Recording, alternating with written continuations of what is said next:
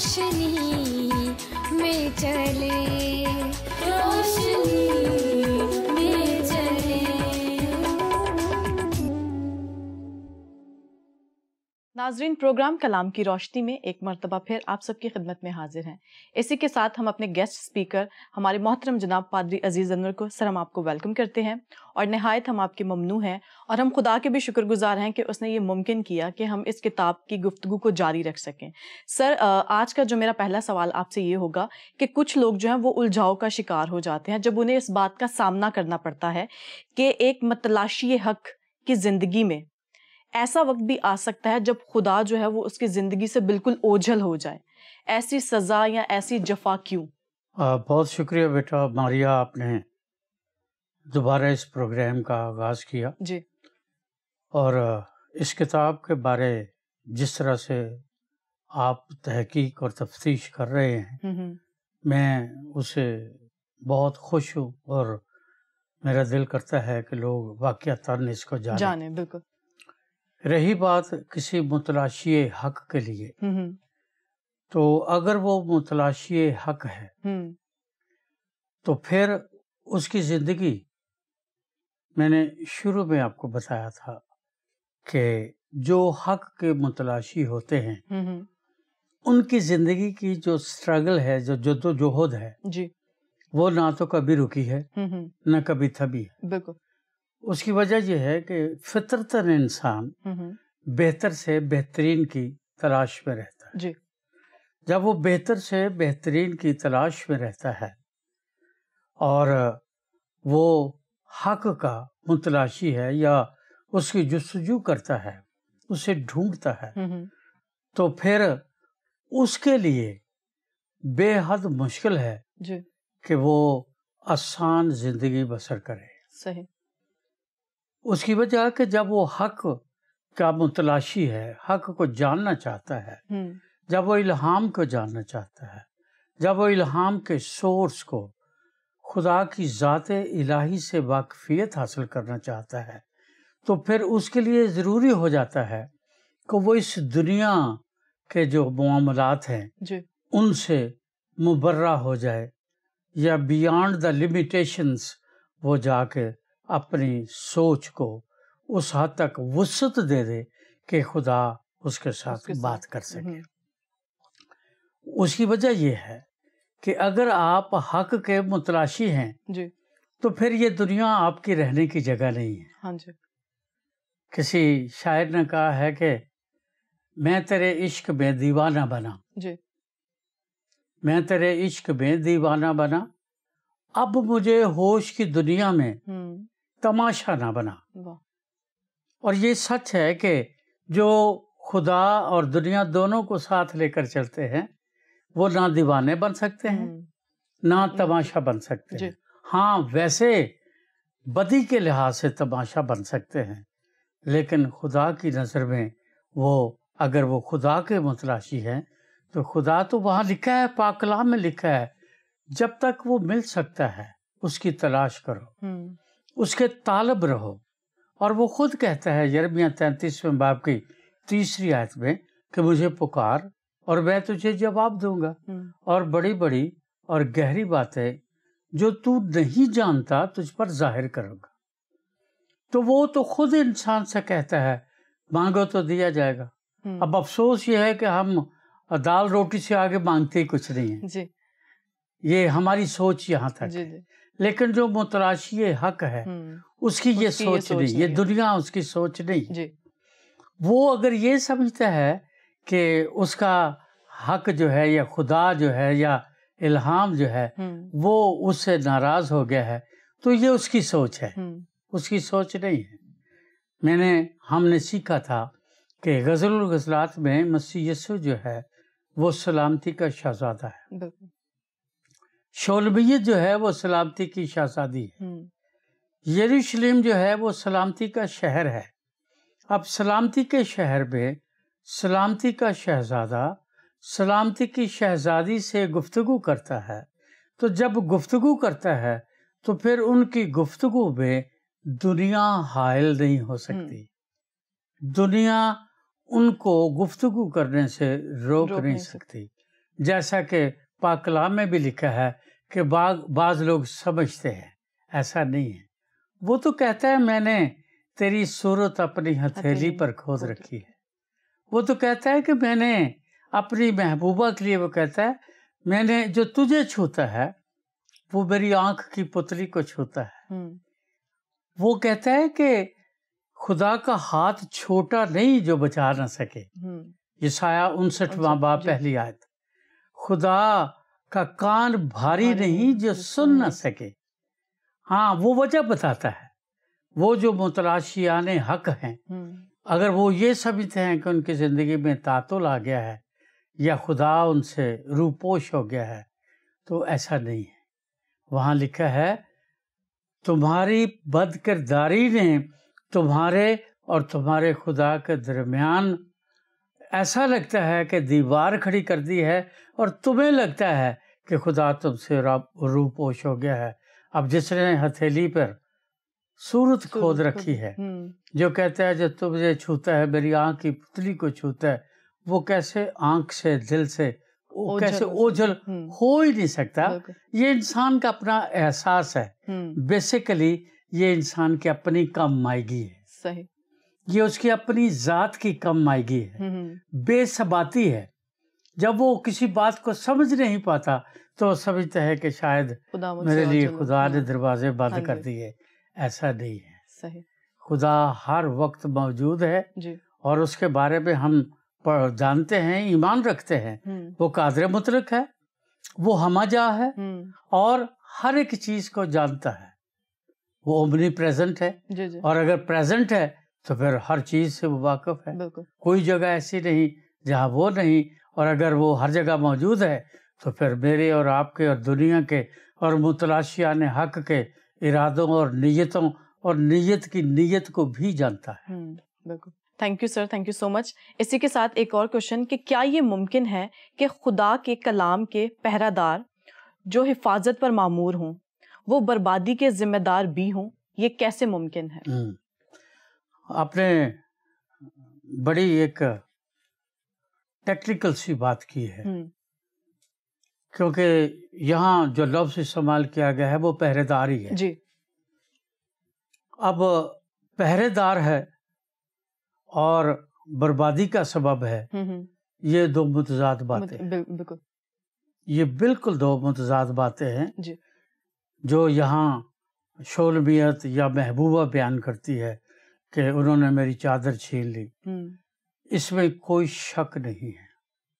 ہزارہ سال سے خدا نے بنی نوع انسان کو جب تخلیق کیا، اس کے نتھنوں میں زندگی کا دم پھونکا، تو لکھا ہے کہ خدا نے انسان کو اپنی شکل اور صورت پر بنایا، بالکل، اور اسی وقت سے جو خدا کی بنائی ہوئی تخلیق یا اس کی کاریگری کے جو مخالف تھے وہ بھی کام کر رہے ہیں۔ جی، آج تقریباً 4000 سے زیادہ مذاہب ہیں،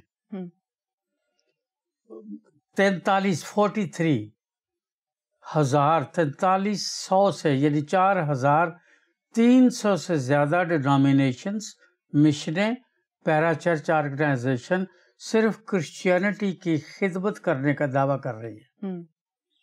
لیکن اس ساری کام اور جدوجہد اور کوشش اور سٹرگل کے باوجود تقریباً بدعات کی تعداد 6000 سے زیادہ ہے، اور یہ جو بدعات جو 6000 سے زیادہ ہے یہ غیر مسیحی نہیں ہے۔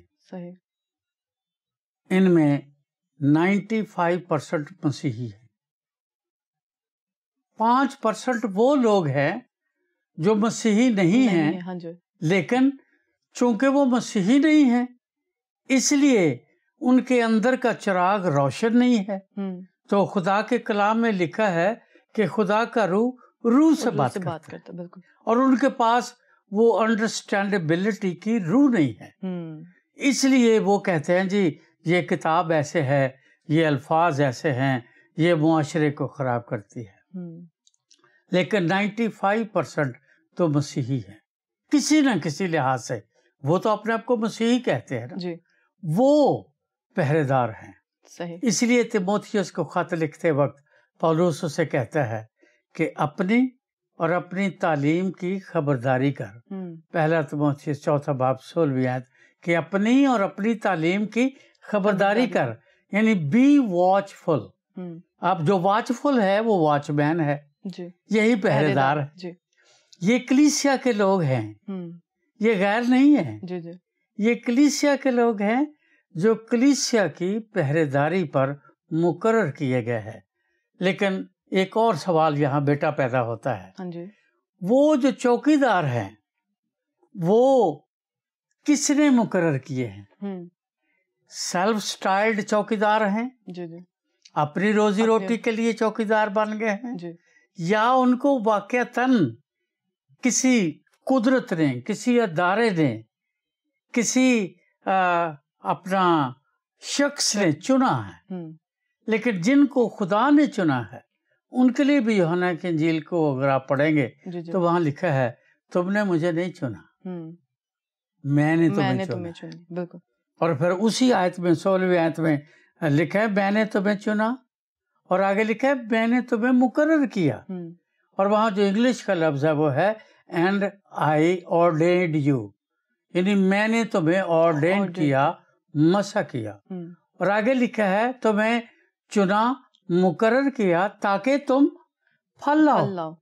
اور پھر لکھا ہے تمہارا پھل قائم رہے تاکہ جو کچھ میرے نام سے میرے باپ سے مانگو وہ تمہیں ملے. بالکل. آج کیوں لگتا ہے کہ کلیسیا اس طرح کے چوکیداروں میں گھر گئی ہے؟ وہ اسی لیے لگتا ہے کہ انہوں نے کلیسیا کی بے حرمتی شروع کر دی ہے. صحیح. یہ 5000 بدعتیں بے حرمتی نہیں تو کیا ہے؟ سٹینک ورشپ بے حرمتی نہیں تو کیا ہے؟ جی. اب جس طرح کی بدعتیں، میں شکاگو میں تھا امریکہ میں، جی جی تو وہاں میری جو میزبان ایک خاتون تھی مجھے کہنے لگی کہ میں آج آپ کو چاہتی ہوں کہ سٹینک ورشپ کرنے والوں کو آپ سے ملواؤں. اب میں اس کو چرچ تو نہیں کہہ سکتا نا. جی جی.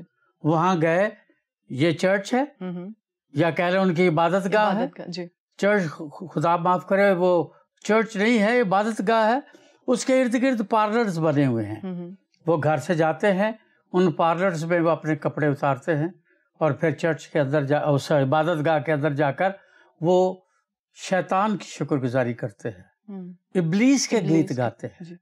اب یہ وہی پہرے دار ہے نا. جی جی.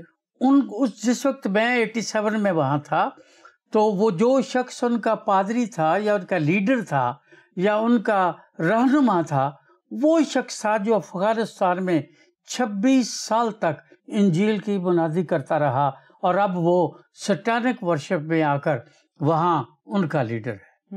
وہ غیر تھوڑی ہے، غیر. بالکل. وہ چوکیدار ہے. ہاں جی. اس کو کس نے مقرر کیا ہے یہ فیصلہ کرنا پڑے گا. جی.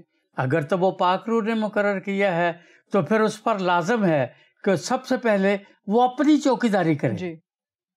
اپنی چوکیداری کرے. ہاں جی. اور پہلا تیموتھیوس 3 باب میں اپنی چوکیداری کے لیے 3 دفعہ یہ لفظ آئے ہیں. خدا پولس رسول کے ذریعے کہتا ہے کہ تم میں جو خدمت کرنے کا عہدہ یا ارادہ رکھتا ہے وہ اچھے کام کی خواہش کرتا ہے. جی. مگر جو اچھے کام کی خواہش کرتا ہے یہ اس کا پورٹ فولیو ہے، جی. یا یہ کریکٹرسٹکس ہیں. اگر وہ ان کریکٹرسٹکس کو پورا کرتا ہے تو وہ اچھا خادم ہے. بالکل. اس میں ایک خاص بات یہ ہے کہ 3 دفعہ وہاں لکھا ہے جو اپنے گھر کا انتظام بخوبی نہیں کرتا وہ خدمت بھی نہ کرے. اور آج آپ دیکھ سکتے ہیں کہ بہت سارے خدام، بہت سارے لیڈرز جو کہ چرچ لیڈرز ہیں، جو کہ خدا کے کلام کے ایکسپوزیٹرز ہیں، وہ کون ہیں؟ وہی جو کرسچنز ہیں. جی. اب پال تلک کون ہے جو یسوع کی مصلوبیت کا انکار کرتا ہے؟ وہ مسیحی ہیں جو کرسمس تو مناتے ہیں پر گڈ فرائیڈے اور مصلوبیت نہیں مناتے. جی.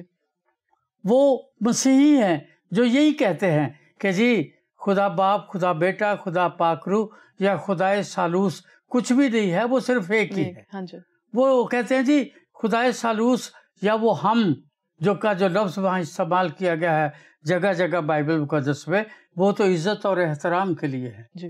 اور اگر وہ عبرانی زبان سے یا یونانی زبان سے یا ارامی زبان سے، جس میں انجیل مقدس یا بائبل مقدس لکھی گئی ہے، ان سے واقف ہوں، پڑھے ہوں، اس کو جانتے ہوں، تو پھر اس قسم کے لغو یا جھوٹی باتیں وہ نہ کرے۔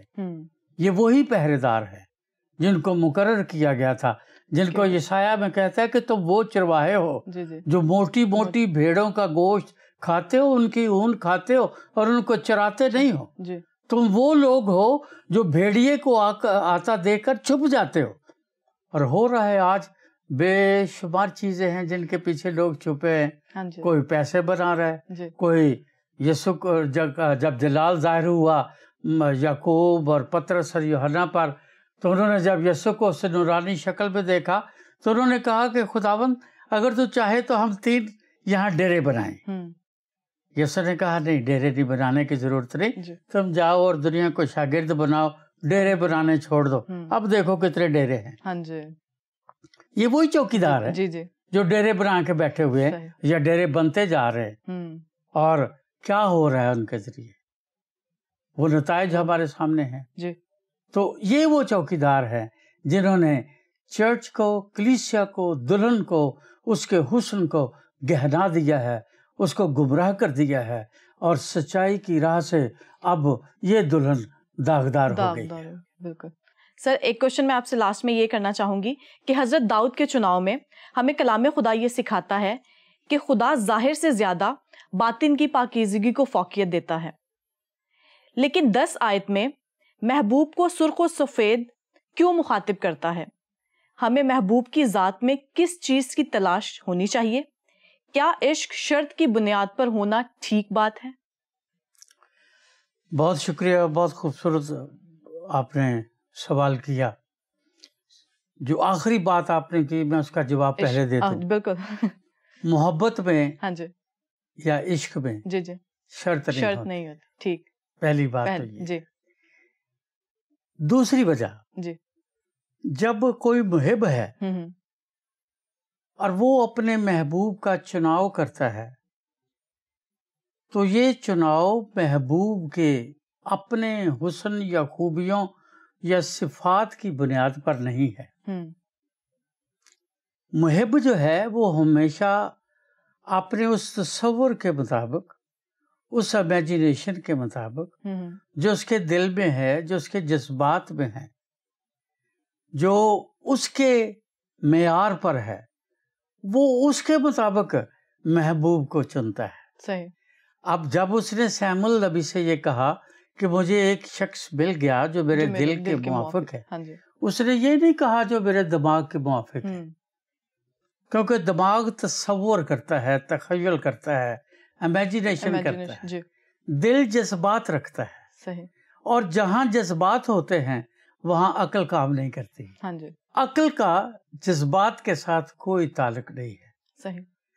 وہ علامہ اقبال کی ایک بڑی مشہور غزل ہے، اس کا ایک شعر ہے کہ بے خطر کود گیا آتش نمرود میں عشق، جب صدرک میسک اور عبدالنجو کو بادشاہ نے آگ میں ڈال دیا تو انہوں نے ایک لفظ اپنی زبان سے نہیں کہا، ہاں یہ ضرور کہا کہ بادشاہ ہم اپنے یہوہ خدا کے سوا کسی کو سجدہ نہیں کریں گے۔ اس نے کہا کہ ان کو آگ کو بڑھا دو تو ان کو اس آگ میں ڈال دو۔ اب عقل کیا کہہ رہی ہے؟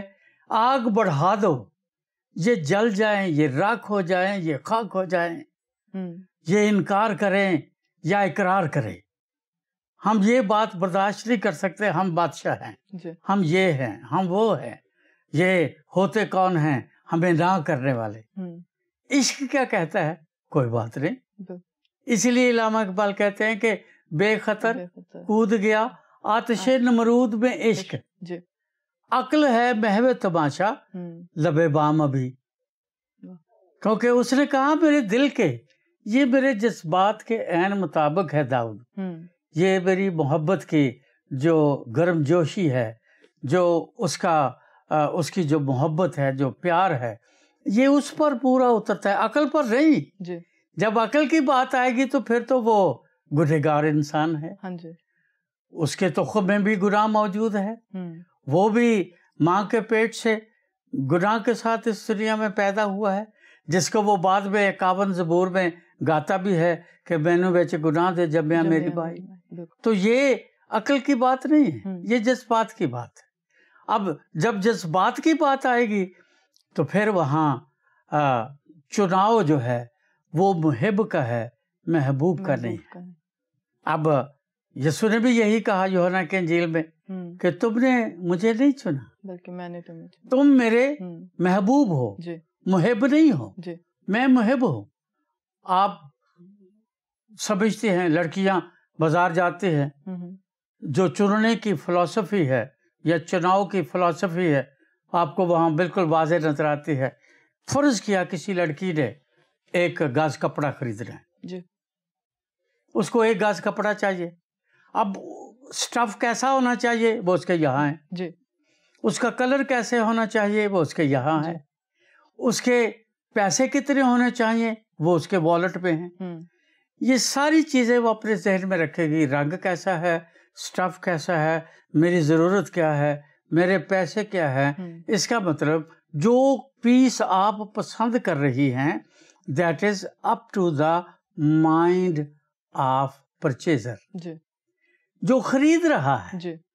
جب خدا کسی کو کہتا ہے کہ یہ میرا محبوب ہے تو پھر وہ محبوب کی صفات پر مبنی نہیں ہے. چونکہ صفات پر مبنی نہیں ہے اس لیے خدا کوئی کسی طرح کا وہاں پر کوئی شرط نہیں لگاتا. وہ کہتا ہے میں نے تمہیں چن لیا ہے.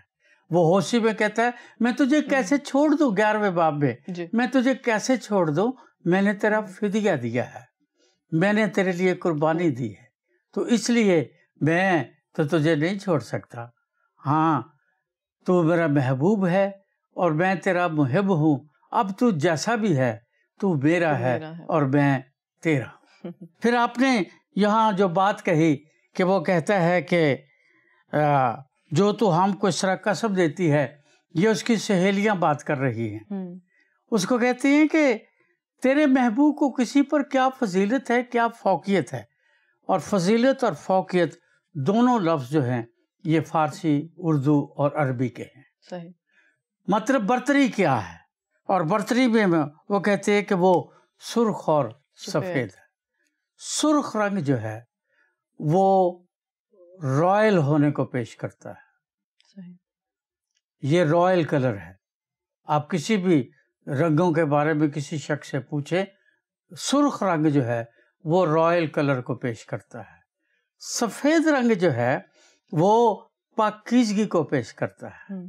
مسیح یسوع جو ہے وہ بادشاہ بھی ہے، وہ کاہن بھی ہے، وہ نبی بھی ہے. چونکہ وہ نبی بھی ہے، کاہن بھی ہے، بادشاہ بھی ہے، اس لیے وہ کاہن ایسا ہے جو اپنا ہی خون لے کر داخل ہو جاتا ہے اور وہ سرخ رنگ کے خون کو پیش کرتا ہے. وہ سفید ہے کیونکہ وہ کوئی گناہ اس میں ثابت نہیں کر سکتا. وہ بے گناہ ہے، اس میں گناہ نہیں ہے. چونکہ گناہ نہیں ہے وہ بے گناہ ہے، اس لیے وہ کہتے ہیں کہ وہ سفید ہے کیونکہ وہ بے گناہ ہے. اس میں کوئی مکر کی بات نہیں. اور مقدس پطرس اپنے خط میں کہتے ہیں کہ اس کی زبان میں ہرگز چھل رہی تھا، کوئی فریب نہیں ہے. وہ سچ کی جگہ سچ، ہاں کی جگہ ہاں کہتا ہے، اور جو کہتا ہے وہ کرتا ہے. اور سیمل کے صحیفے میں لکھا ہے کہ انسان خدا انسان نہیں کہ جھوٹ بولے. وہ جو کہتا ہے ہو جاتا ہے. وجہ کیا ہے کہ وہ پاک ہے. وہ پاک ہے، اس کی ذات میں گناہ نہیں ہے. چونکہ گناہ نہیں ہے اس لیے وہ سفید ہے. وہ سرخ ہے اس لیے کہ وہ اپنا ہی خون اپنی بھیڑوں کے لیے لکھا ہے. میں اپنا ہی خون اپنی بھیڑوں کے لیے دے دیتا ہے. اور ایسا کاہن ہے جو کہ خود اس برج کو بناتا ہے. کیونکہ کاہن کو لاطینی زبان میں پونٹیفکس کہا جاتا ہے، اور پونٹیفکس کو انگریزی میں برج بلڈر کہتے ہیں.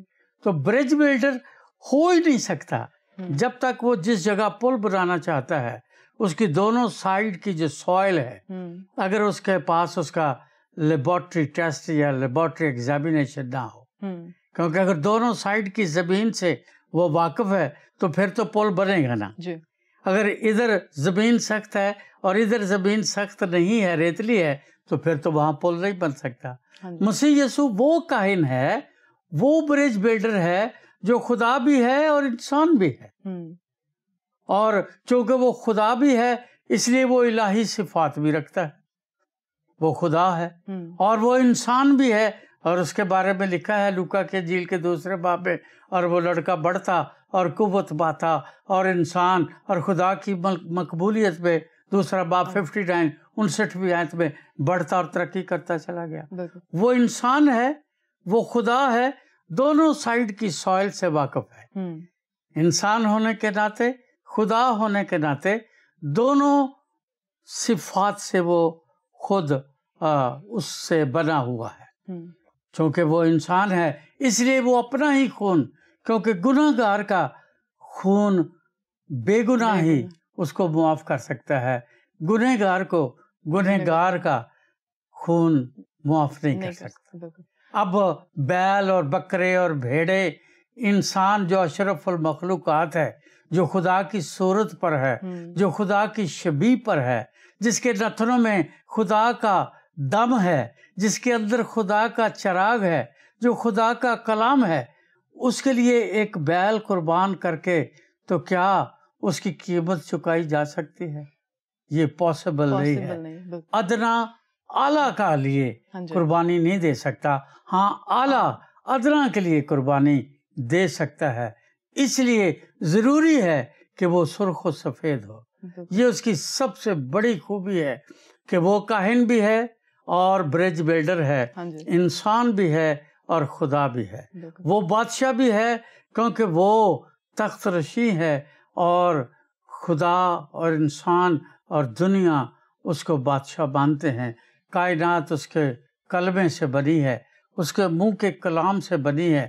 وہ دنیا میں تھا تو کلام جو ہے وہ کرتا تھا. ہوا اور پانی آج بھی اس کا حکم مانتے ہیں، مردے آج بھی اس کا حکم مانتے ہیں. قبریں کھل جاتے ہیں، نہ صرف دوسروں کی قبریں کھل جاتی ہیں بلکہ اس کی اپنی قبر پر جب پتھر رکھ دیا گیا تو لوگوں نے سمجھا ہم نے فتنہ ختم کر دیا.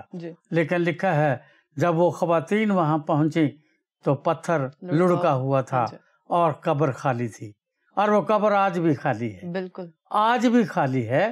وجہ کیا ہے کہ وہ جو زندگی کا مالک ہے، جو اس مٹی سے انسان کا خالق ہے، وہ اس مٹی میں کیسے رہ سکتا ہے؟ یہ تو ممکن، عقل ہی نہیں اس بات کو مانتی. دل کی تو بات کچھ فرق ہے، متلاشیان حق کی تو بات ہی فرق ہے. وہ تو جب اس سے ملتے ہیں تو وہ کہتے ہیں کہ ایک ایک لوں مڈ لکھ لکھ چشمے، ایک کھولا ایک کجا ہوں، مرشد دا دیدار مینوں لکھ کروڑا حجاں ہوں تو پھر بھی نہ رجا ہوں. تو یہ تو سرخ و سفید اس لیے ہے کہ وہ انسان کا بادشاہ بھی ہے، انسان کا کاہن بھی ہے، انسان کا استاد بھی ہے، انسان کا نبی بھی ہے. وہ ایک ایسا دولہا ہے جس میں الہی اور جسمانی انسانی صفات ایک جگہ موجود ہیں. بہت شکریہ سر، بہت ہی خوبصورتی سے آپ نے ان ساری باتوں کی وضاحت کی. ہم آپ کے بہت تہ دل سے شکر گزار ہیں. ناظرین، یقیناً آپ نے ساری ایپیسوڈ سے برکت پائی ہوگی. ہمیں اجازت دیجیے، پھر آپ سے ملاقات ہوگی. دیکھتے رہیے کلام کی روشنی. آؤ ہم خداوند کی روشنی میں چلے، روشنی